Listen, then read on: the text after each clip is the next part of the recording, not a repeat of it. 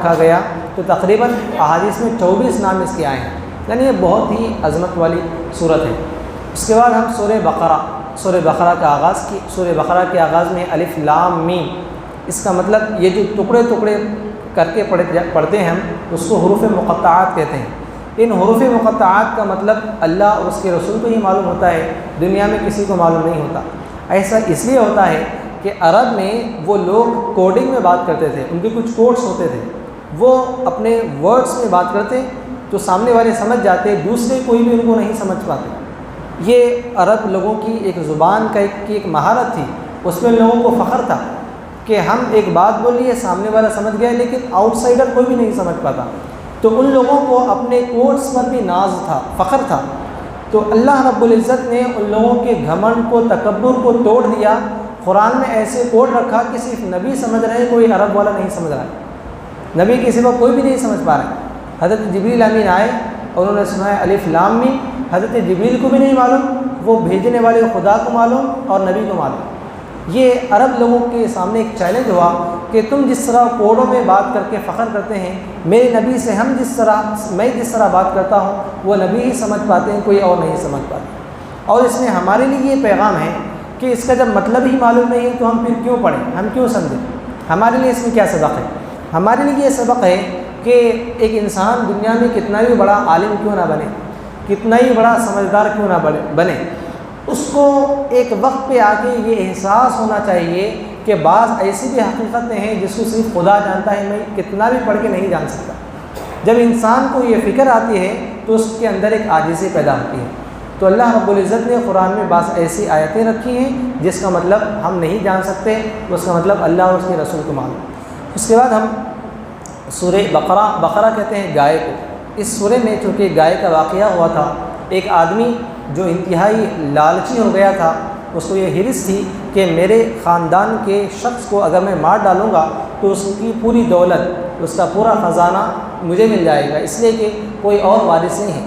اس لالچ میں آ کر اس نے اپنے کزن کو، اپنے ہی رشتہ دار بھائی کو اس نے قتل کر ڈالا۔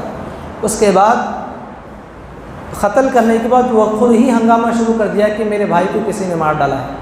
اب لوگ بڑے پریشان تھے کہ آخر کون مار سکتا ہے، یہ آدمی نہ کوئی جھگڑالو قسم کا تھا، نہ اسے کسی کی دشمنی تھی، آخر کون مار سکتا ہے؟ اگر وراثت کے چکر میں بھائی مار سکتا ہے تو وہ بھائی خود زیادہ رو رہا ہے، تو لوگوں کو کسی کو اس پر شک بھی نہیں گیا کسی پر۔ بہرحال وہ تمام لوگ حضرت موسیٰ علیہ السلام کے پاس حاضر ہوئے اور انہوں نے کہا کہ موسیٰ علیہ السلام آپ اللہ کے کلیم ہیں، اللہ آپ سے باتیں کرتا ہے، آپ ہی اس معاملے کو سلجھائیے۔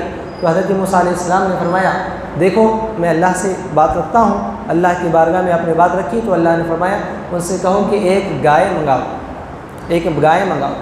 تو حضرت موسیٰ علیہ السلام نے لوگوں سے کہا کہ ایک گائے لاؤ، اس کے بعد اس گائے کو ذبح کر کے اس کی دم کو اس مردے پہ مارو، یہ اٹھ کے کھڑا ہو کے بول دے گا کہ کون مارا ہے۔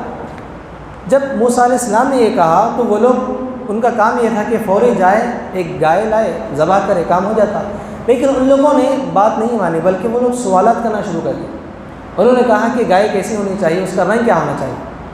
حضرت موسیٰ علیہ السلام نے فرمایا فَفْعَلُوا مَا تُؤْمَرُونَ، تمہیں جتنا حکم ہو رہا ہے اتنا کرو، غیر ضروری سوالات مت کرو، غیر ضروری سوالات کر کے اپنے اوپر پابندیاں عائد مت کر لو۔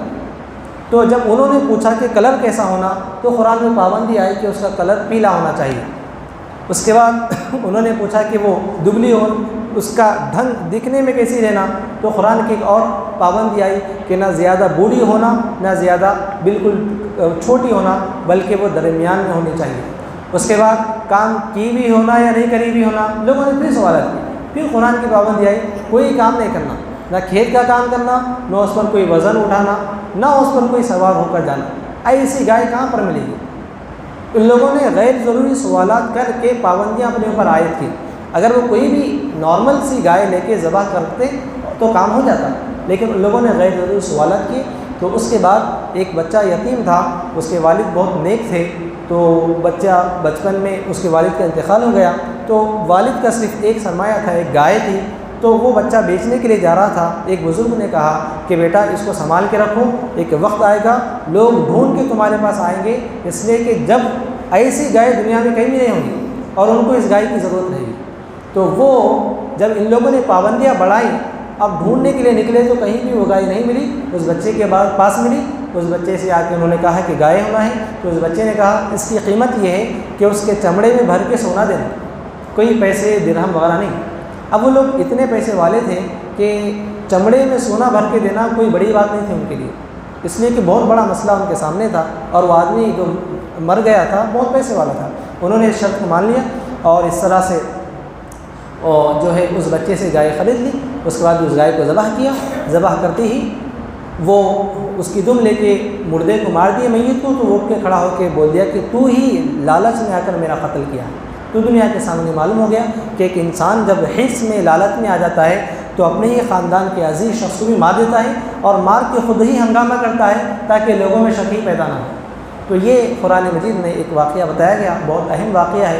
اللہ کے نبی صلی اللہ علیہ وسلم نے فرمایا کہ دنیا میں سب سے برا انسان وہ ہے جو غیر ضروری سوالات کر کے لوگوں پہ پابندیاں عائد کرتا ہے۔ تو کبھی بھی ہم کو کوئی کام کرنے کے لیے کہا جائے تو جتنا کام کا حکم ہو اتنا کر دینا چاہیے، غیر ضروری سوالات نہیں کرنا چاہیے۔ مثال کے طور پر اللہ کے نبی صلی اللہ علیہ وسلم نے فرمایا کہ اب حج فرض ہو گیا ہے، اب حج فرض ہو گیا۔ جب حضور نے اعلان فرمایا تو ایک صحابی حضور کے بارے میں عرض کی، یا رسول اللہ کیا ہر سال فرض ہوا ہے؟ تو اللہ کے نبی نے ان سے نظر انداز کیا، چہرہ پھیر لیا۔ وہ پلٹ کے اس طرف حضور کے پاس آئے اور پوچھا، یا رسول اللہ کیا ہر سال حج فرض ہوا ہے؟ اللہ کے نبی نے ان کو اگنور کیا، یعنی نظر انداز کر کے پھر چہرہ پلٹ لی۔ تو وہ بار بار پلٹ کر آئے تو حضور کو جلا آیا، اور اللہ کے نبی نے فرمایا کہ پہلی قومیں اسی طرح تباہ ہوئی تھی کہ وہ غیر ضروری سوالات کر رہی تھی، اگر میں ہاں کہہ دوں گا تو تمام امتیوں پر ہر سال حج کرنا فرض ہو جائے، لہذا ایسے سوالات نہیں کرنا چاہیے، جتنا حکم ہے اتنا ہی کرنا چاہیے۔ اس کے بعد اس سورہ کے اخیر میں جو پہلے پارے کے اینڈ پہ جو بات ہے، حضرت ابراہیم علیہ السلام اور اسماعیل علیہ السلام، ان دونوں انبیاء کو اللہ رب العزت نے فرمایا کہ تم کعبے کی بنیاد رکھو۔ ان لوگوں نے کعبۃ اللہ کی تعمیر فرمائی، پھر اللہ نے فرمایا کہ تم اس کعبۃ اللہ کے گھر کو نماز پڑھنے والوں کے لیے اس کی صفائی کرو۔ تو مسجد کی صفائی کرنا یہ انبیاء کی سنت ہے اور اللہ کا حکم ہے، اس میں کبھی کسی کو تھوڑی بھی شرم محسوس نہیں ہونی چاہیے، اس لیے کہ مسجد کی صفائی، مسجد کے لیے سامان کو آسان کرنا یہ انبیاء کی سنت ہے، اور حضرت ابراہیم علیہ السلام نے یہ کام کیا ہے۔ تو کبھی بھی اگر مسجد میں کوئی بھی کچرا، کوئی بھی چیز رکھی ہوئی ہے، آپ اٹھانے میں تھوڑی بھی شرم محسوس نہ کریں، آپ وہ کچرا اٹھائیں گے اللہ تعالیٰ آپ کو جنت میں اٹھائے گا، اللہ تعالیٰ آپ کے گناہوں کو آپ سے اٹھا لے گا۔ تو یہ اس بات کا خیال رکھیں۔ پھر اس میں اس دوسرے پارے کے ابتدا میں اللہ رب العزت نے قبلہ بدلنے کا ذکر فرمایا۔